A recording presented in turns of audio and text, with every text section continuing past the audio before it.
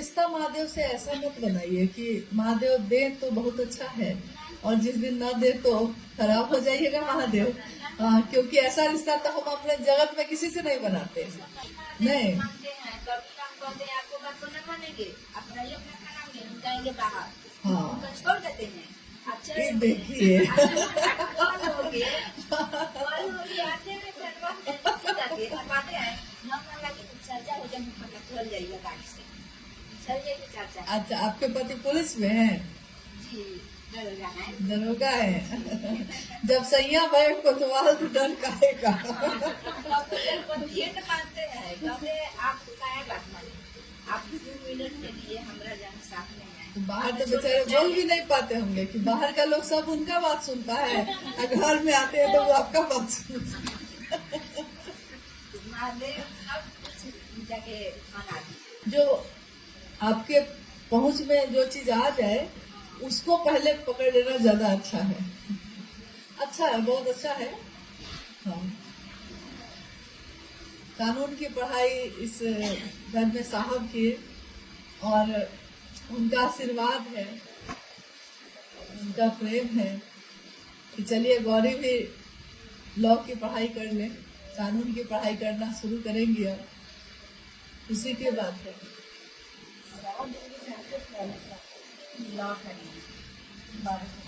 हम बोले नहीं, इतने साल पहले भी साहब ने जो बात कही है, मेरा मन पूरा विश्वास करता है कि उन्होंने जो बात कही है वही होगा। इसीलिए आज इतनी हलचल होते हुए भी एक क्षण को भी मेरा मन इस बात के लिए चिंतित नहीं होता है कि कौन छोड़ देगा, कौन चुनवा बना लिया, कौन क्या कर लिया। इस बात के लिए हमको चिंता नहीं होती है। आदमी है, तकलीफ तो होती ही है, लेकिन चिंता नहीं होती है कि क्या होगा, कैसे होगा, क्योंकि हमको पता है कि साहब ने कहा है कि एक दिन शुरुआती दौर में शिव की शिष्यता में लोग बटेंगे जरूर, लेकिन एक दिन ऐसा होगा जब सारे लोग एक हो जाएंगे, सारे शिव के शिष्य एक मनसा वाचा करना चलेंगे।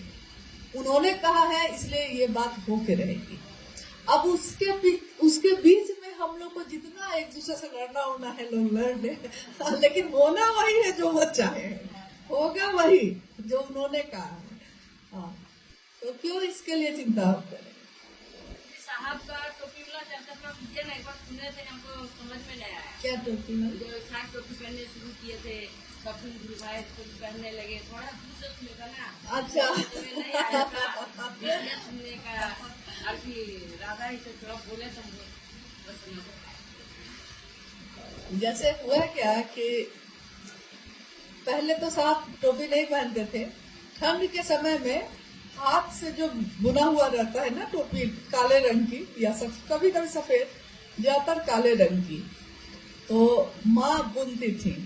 माँ को बुनने आता था खूब अच्छा, तो ऊन से बुनती थी। तो ठंडा के समय में साहब के सिर में ठंड लगती थी तो ठंडा में पहनते थे वो टोपी को। लेकिन जब माँ नीलम आनंद 17 जून 2005 को शिवलीन हुई तो बाल छिलाया जाता है ना, तो साहब ने उस समय सफेद रंग का रुमाल अपने सिर पे बांधा, और उन्होंने कहा, हॉल में हम लोग बैठे थे, तो साहब ने कहा कि ये मैंने नीलम की स्मृति में बांधा है, तो ये बांधा रहेगा, पता ये रहेगा अब। लेकिन हुआ क्या कि कुछ समय के बाद, अब कार्यक्रम में जब भी हम लोग जाते थे साहब के साथ, तो रास्ते में साहब जैसे आ रहे हैं, कार्यक्रम होना है, महोत्सव होना है, तो रास्ते में लोग रिसीव करने आते हैं ना, तो 50 मोटरसाइकिल पे 100 गाड़ी, 10, 20, 100, 50 जितना भी गाड़ी है, सारे के सारे लोग माथा पे सफेद रंग का बांधे हुए हैं। देखते देखते साहब उब गए कि हम क्यों बांधे, हमसे पूछा तुम, हम क्यों बांधे, मेरे बांधने का कुछ कारण था। तो देखा देखी साहब बांध रहे हैं तो हम भी बांधेंगे, तो देखा देखी सबने सफेद रंग का रुमाल बांधना शुरू किया। फिर बाद में उसके बाद साहब ने कहा कि अब मैं रुमाल बांधूंगा ही नहीं, मैं छोड़ूंगा तो छोड़ेंगे लोग कि नहीं। तो उन्होंने काले रंग की टोपी, हाँ, कपड़े से सिलवाई गई, तो साहब ने कहा ये ठीक लग रहा है मुझे, तो मुझको ये पसंद है, अब से मैं यही पहनूंगा। उसके बाद वो गर्मी हो, बारिश हो, ठंडा हो, लेकिन ज्यादातर जगहों पे साहब काले रंग की टोपी पहनने लगे। देखा देखी बहुत लोग पहनने लगे, फिर काला रंग का टोपी सब पहनने लगे। जैसे साहब बैठते शिव चर्चा में लोग वैसे बैठने लगे। जैसे साहब को गले में प्रॉब्लम है, मतलब उनको गले में फुंसी जैसा कभी कभी हो जाता है, बोलते समय ना गला सूखता है उनको, तो इसके लिए ग्लास में पानी, थोड़ा हल्का सुसुम पानी हमेशा हम लोग रखते थे कि जैसे ही उनको गले में सूखा जैसा लगता था तो वो हाथ बढ़ा के पानी का ग्लास लेके 2 घूंट पी लेते थे, फिर रख लेते थे। अब देखा देखी लोग गिलास का पानी मंच पे, गुरु मंच पे रखने लगे। पानी का बोतल लेके लोग दौड़ने लगे। वरिष्ठ गुरु भाई आए हैं तो पानी का बोतल लेके लोग दौड़ने लगे, ग्लास में पानी लेके जाने लगे। ये भी साहब ने देखा। कोई पनबट्टा लेके घूमने लगे, पाँव पे पाँव चढ़ा के आबू पान निकाल के साहब वाले स्टाइल में खाने लगे। तो साहब ने एक दिन कहा कि मेरे जैसी टोपी तो पहन लोगे, मेरे जैसा पान भी खाने लगोगे, मेरे जैसे ग्लास में पानी लेके मंच पे पीने भी लगोगे, लेकिन मेरे जैसी नियत कहाँ से लाओगे? महादेव के लिए महादेव को मैंने चाहा है।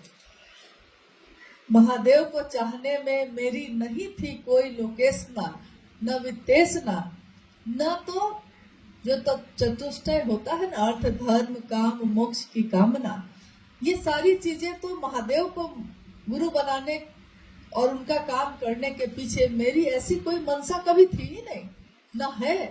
लोकेशना मतलब कि लौकिक चीजों की चाहत, कि कोई मुझको ये दे देगा, कोई मुझको वो दे देगा।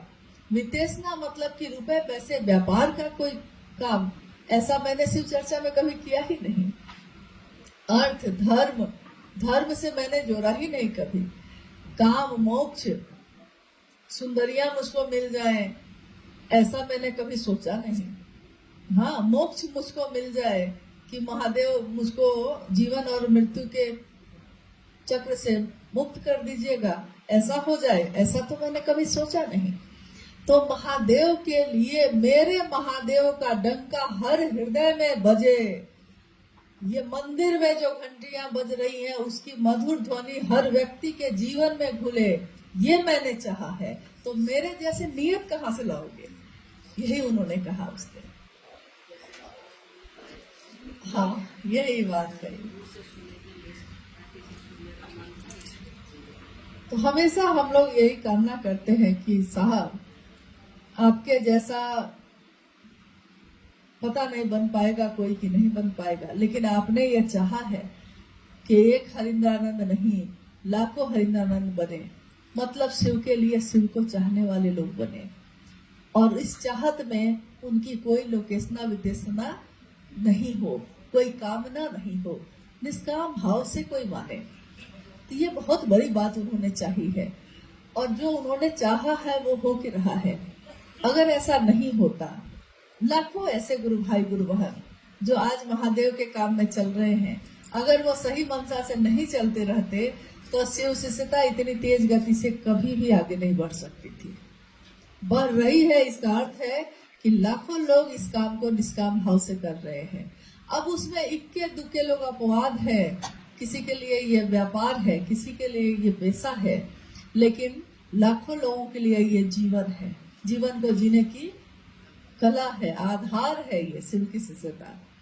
तो हम वैसे लोगों को देखें या वैसे 1-2 लोगों को देखें जिनके लिए इन चीजों का कोई मोल नहीं है, जिसके लिए शिव से खिलौना है, उन लोगों की तरफ हम क्यों देखें? हम उसकी तरफ देखें जिसके लिए शिव शिष्यता उनका परिवार है, शिव के शिष्य उनका परिवार है। कौन है? तो साहब और माँ नीलमणि। साहब और माँ के जीवन में परिवार के नाम पे सिर्फ अपने 4 परिवार या रिश्ते नाते नहीं थे, उनके लिए शिव शिष्यों का परिवार ही उनका अपना परिवार रहा है। तो हम लोग उनको देखें, उन्होंने क्या कैसा परिवार बनाया, उनके बगिया के फूल कैसे खिले हैं। और एक फूल जब खिलता है तो आप देखी होंगी कि एक फूल अगर खिला है और वो मुरझाता है, यानी उसका एक जीवन है ना, मुरझाया है ना, वो मुरझाने के समय तक उसमें असंख्य बीज पैदा होते हैं। वो खुद मुरझा के एक फूल अगर गिरता है तो उस एक फूल से असंख्य बीज पैदा होते हैं।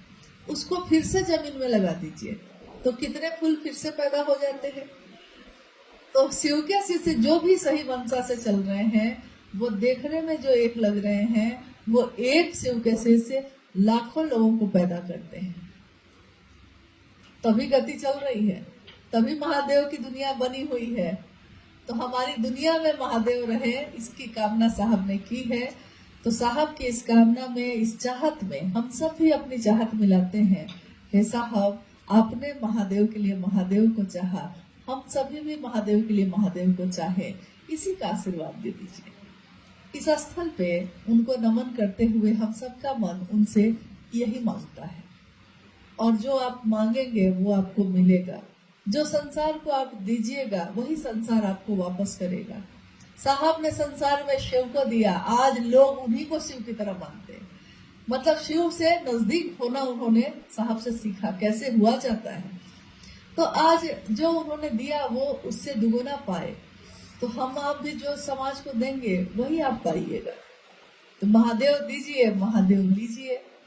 महादेव लेकर आए हैं तो ठीक है, नहीं लेके आए हैं तो महादेव को लेकर जाइए।